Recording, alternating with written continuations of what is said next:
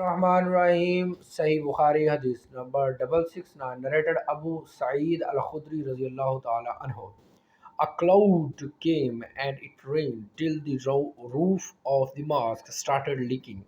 And in those days, the roof used to be the branches of the date palms.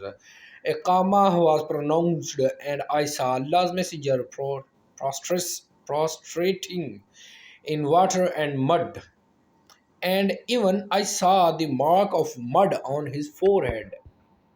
669 सही बुखारी हदीस number 669 हज़रत अबू सईद खुदरी रज़ी अल्लाह ताला अन्हु से दरियाफ़्त उन्होंने फरमाया, आपने फरमाया बादल का एक टुकड़ा आया और खूब बरसा, यहाँ तक कि मस्जिद की छत टपकने लगी जो कि खजूरों की शाखों से तैयार की गई थी। इसके बाद नमाज के लिए अकामत कही गई।